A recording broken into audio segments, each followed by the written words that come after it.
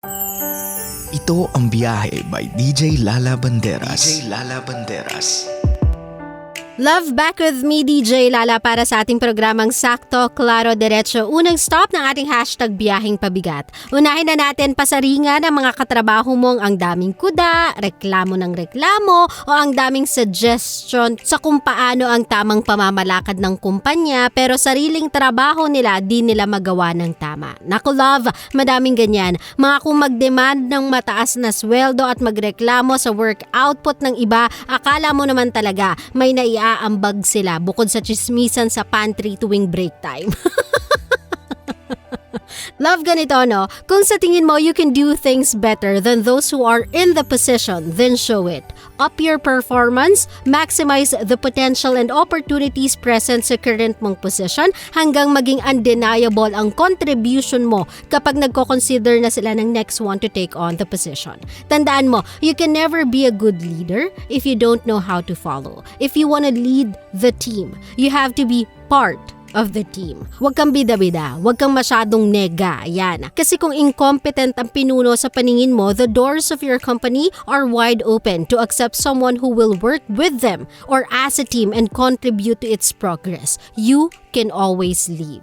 So kung medyo hirap na ang lahat to keep up and deliver yung demand ng workload sa kumpanya ninyo, please, huwag ka nang sumabay at magpabigat with your negative thoughts and aura, okay? Kasi some people just do wanna work. Now, if you don't, you can leave. Pero huwag ka namang impluwensya ng kanigahan mo sa iba mong kaopisina, okay? Second stop ng ating hashtag Biyaheng Pabigat. Okay. Nasampulan na yung mga negatron sa opisina. Magtungo naman tayo sa mga bahay-bahay. Imagine ninyo na lang ako yung ante nyo. Ante nyong naninermon. Ito na nga, moving forward ay para naman sa mga batang nagre-rebelde. Taray, teleserye.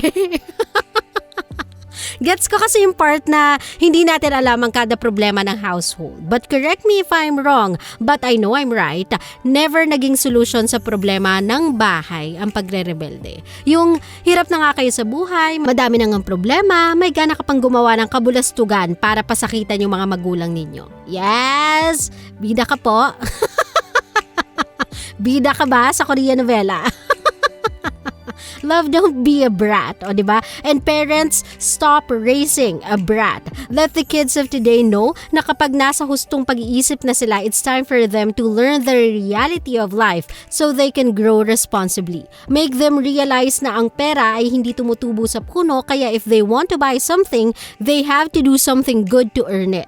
Let them know na hindi hinuhugasan ng mga pinggan ng mga sarili nila at hindi winawalis ng mga kalat sa lapag ang mga sarili nila, so kailangan nilang kumilos at tumulong. Hindi yung nakayukyuk lang sila sa mga laptop or gadgets nila. Most importantly, how they act in front of other people, whether sa personal man yan o online, reflects how you, parents, raise them. So they must act and speak appropriately sa kung ano pa lang ang edad nila. Yung mga ibang bata kasi of today, makatawag ng bobo online, makabatikos sa mga tao na di hamak mas matanda sa kanila, ganun-ganun na lang, na animoy may mga napatunayan na sila sa lipunan. Again kids, mga bagets, if wala po tayong maitutulong,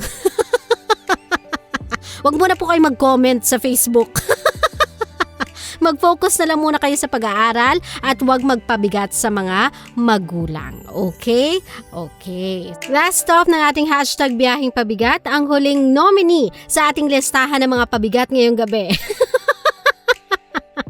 Ay yung mga sausaw ng sausaw sa social media. Ayan, aminin nyo, basta chismis o basta may binabash, minsan mapapailing ka na lang sa mga ibang nakikita mo online. Yung iba mga matatanda na parang walang kinatandaan, kung magsalita. May mga iba naman bata na akala mo naman talaga hindi na humihingi sa mga magulang nila ng pambayad sa wifi kung kumuda.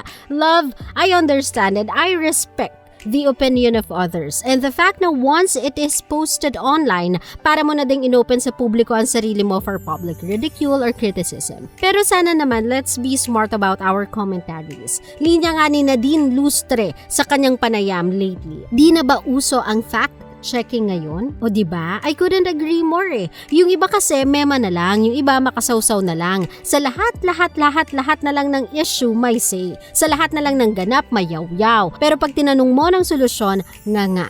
Love, before you post a comment on an issue or at least man lang give an opinion about something, ask yourself first, am I somehow credible to comment about this? May kay ba ko para magsalita about this? If the answer is yes, then by all means, so diba, share your thoughts. But if the answer is no, then please, huwag ka nang dumagdag sa populasyon ng toxic online. Ika nga nila, say something when you already have a contribution or when you have a better idea for the problem's alternative solution. If you don't have any, shut up. In other words, shut up pag wala kang alam.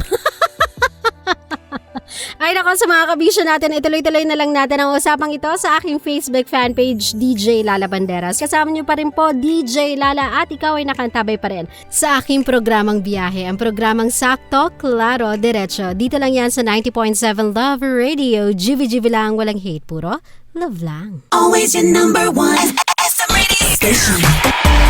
Love Radio. Love, kung natuwa ka sa aming video, i-click mo na yung subscribe button at yung notification bell para naman notified ka sa mga bago naming videos.